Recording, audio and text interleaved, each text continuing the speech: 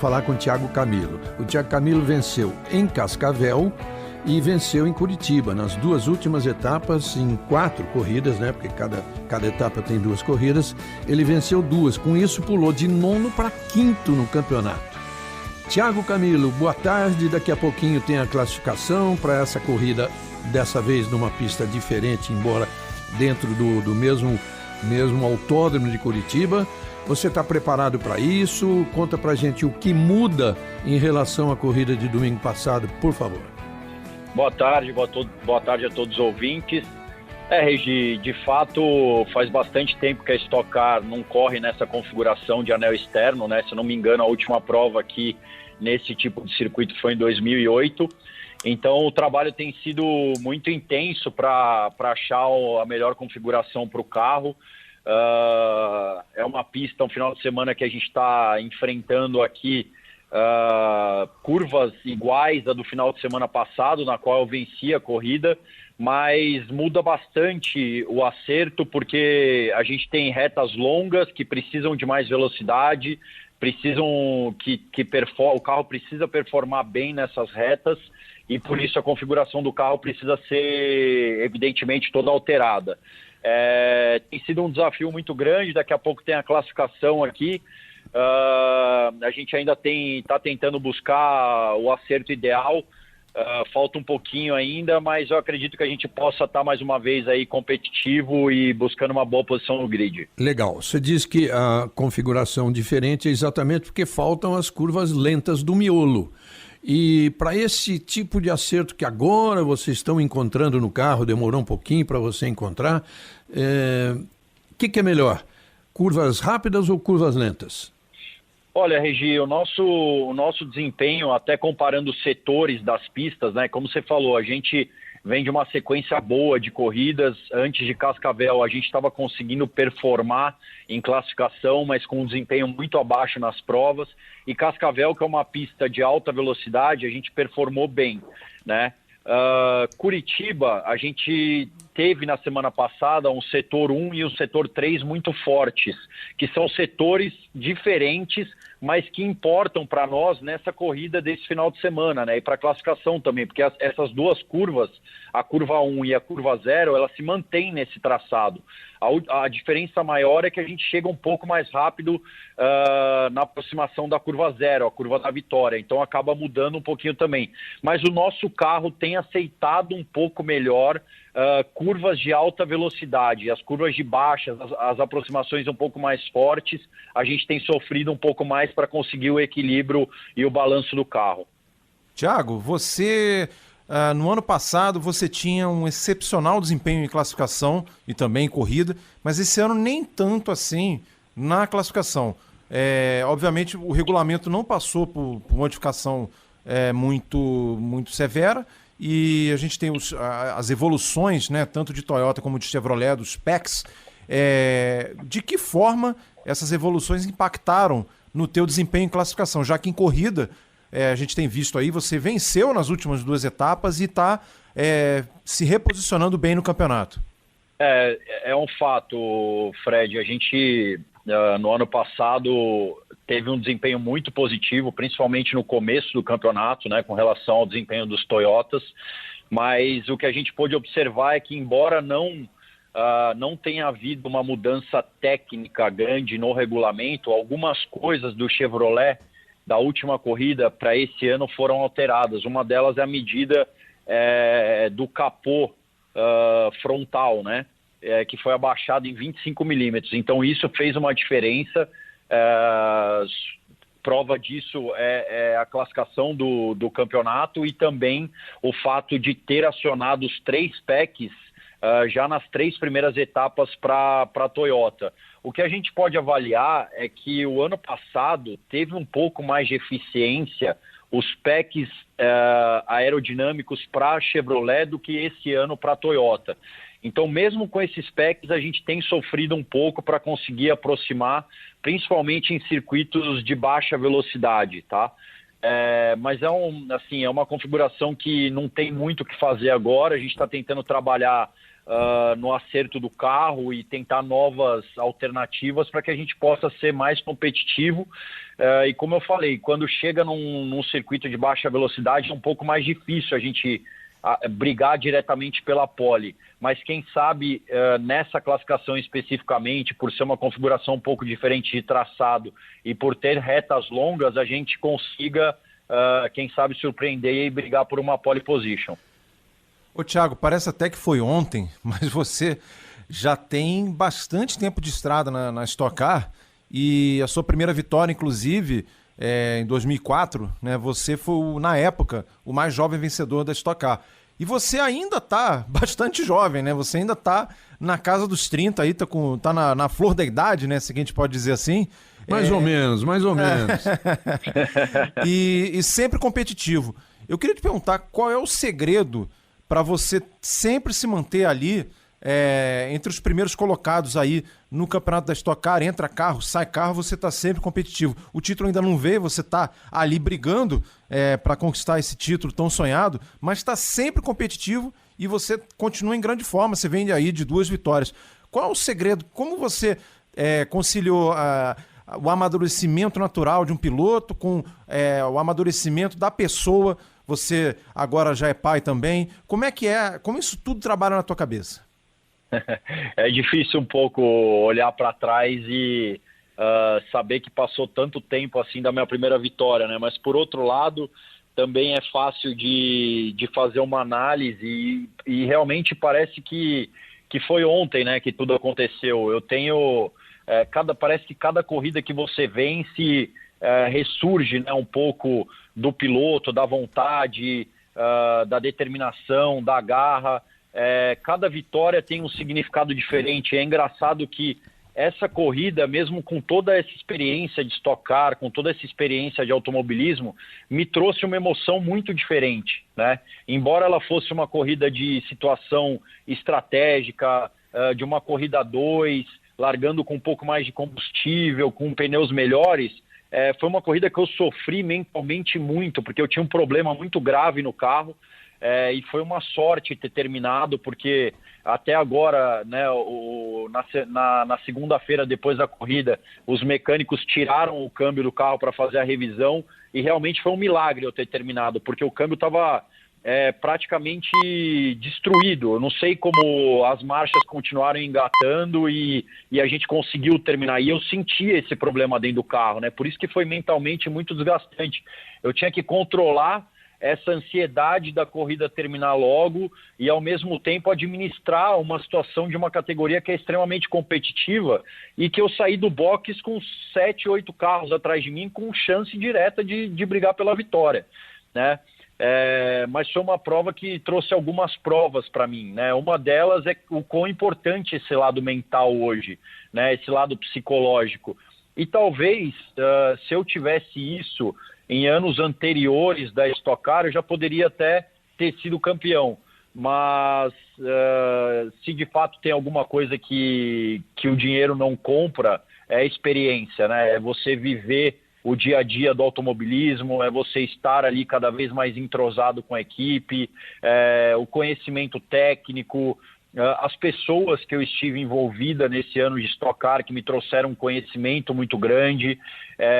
Então, cara, eu acho que é um pouco disso tudo, aliado a muito foco, determinação, principalmente na preparação física. A gente vê que tem pilotos que não se preocupam com isso e, de certa forma, perderam performance, né? Porque hoje, com essa competitividade que a categoria tem, você precisa estar sempre na sua melhor forma física. Uma corrida pode ser que ela não seja tão exigente fisicamente, mas se você tem algum desgaste em relação a isso, você acaba, mesmo que fora do seu consciente, se preocupando com fatores aleatórios e se desconcentrando, coisa que às vezes até é um pouco imperceptível, mas aquilo está te incomodando, né?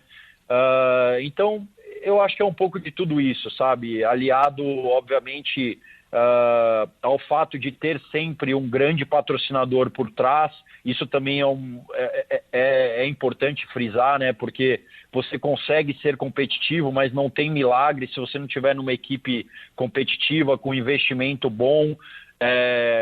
não adianta, vai tudo por água abaixo. Você pode ser dedicado, pode ter força de vontade, pode ter garra, mas se você não tem as pessoas certas ao seu lado, as coisas não acontecem. É isso, Thiago, é isso. Você acabou de demonstrar todo o seu amadurecimento e pode ter certeza que nenhum campeonato que você deixou de ganhar não foi por falta de amadurecimento, que a gente acompanhou todos eles, foi por falta de sorte, muitas vezes, né? Mas claro que o amadurecimento faz falta na carreira de um piloto. Vou fazer uma comparação com a Fórmula 1, por exemplo. Você vê o que está acontecendo com o Max Verstappen, você viu o que aconteceu com ele no início de carreira, no início dele na Fórmula 1, né? E vê o que ele é hoje e tal. Exatamente isso é muito importante no automobilismo. E em relação ao campeonato, você é um dos 9 vencedores diferentes, nós estamos exatamente na metade. Você é um dos 3 a ter vencido 2 corridas, né? Então tá todo mundo na briga, não tenha dúvida nenhuma. Conta pra gente, conta pro nosso ouvinte como é que é a regra do descarte. Bom, Regi, são 4 descartes, né, durante o ano. No final do ano você descarta 4 provas antes da última corrida e os 4 piores resultados, né? Então, obviamente, por conta disso, tem muita água para rolar. Estamos exatamente na metade do campeonato. É importante essa evolução do carro, porque não adianta ter tantos pontos em jogo, mas se você não tem um equipamento competitivo, se você não esboça uma reação, não adianta você ter os pontos em jogo, porque aqueles que estão performando melhor provavelmente vão ser os que acumularão mais pontos até o final do ano. Mas essa reação nossa deixa a gente otimista, né, para essa sequência do campeonato. Essas 2 vitórias, nesse momento que a gente está entrando na segunda fase, é importante para essa continuidade, para essa sequência.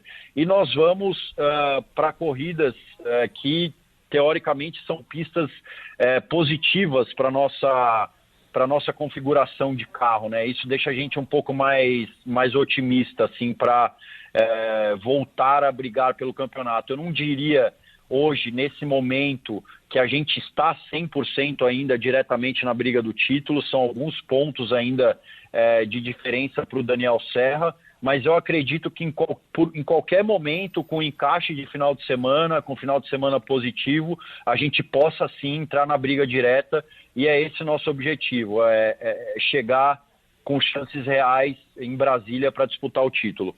Sem dúvida nenhuma, até para o nosso ouvinte saber, em cada corrida a pontuação é bastante elevada. Por exemplo, uma vitória vale 30 pontos, tanto na primeira como na segunda corrida, sem contar que ainda existem rodadas triplas. Claro que, vamos dizer assim, vencer a primeira, depois ter um grid invertido, ou seja, o vencedor vai largar em 10º. É muito difícil vencer a segunda também.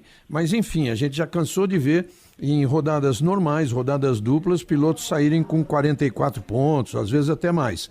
E você teve uma rodada tripla que saiu com uma pontuação aí muito grande. Você está 49 pontos atrás do Daniel Serra, que é o líder. E olha que coisa importante. Olha o importante para a Stock Car, para mostrar o quanto ela é equilibrada. Do primeiro ao 10º, que é o Átila Abreu, são 74 pontos apenas. Então, no mínimo, esses 10 estão na briga pelo campeonato e mais gente que vem atrás. Sim, tá tudo aberto. Eu acho que é o que você falou, um final de semana bem feito, um final de semana bem trabalhado, principalmente com etapas duplas que a gente tem pela frente, né? Se você pegar até como exemplo Curitiba mesmo no ano passado, eu venci as provas, a prova de sábado e venci a prova de domingo. E cheguei em 7º na segunda corrida de domingo. Então foi um final de semana que eu marquei exatamente 74 pontos. Mas foi uma corrida, uma rodada tripla, né? Rodada tripla, que a gente tem essa configuração para frente, né, do campeonato. Goiânia vai ser essa configuração. Então tem muitos pontos em jogo ainda, é isso que eu quero dizer. Não está nada decidido, obviamente, a gente sabe disso. Mas o importante, no meu ponto de vista, é que a gente voltou a performar bem, claro, que a gente voltou a ter performance. Se eu tivesse essa vantagem do líder, mas com equipamento ainda não tendo resultado, me preocuparia muito mais que nesse momento estar essa quantidade de pontos atrás, mas conseguindo evoluir em relação à performance. Me chamou muito a atenção, Thiago, a frase que você falou, descrevendo a tua vitória, que tinha 8, 9 caras atrás de mim com chance de vitória. E esse é o maior símbolo da Stock Car, né, Thiago? São muitos pilotos com capacidade total de vencer corridas.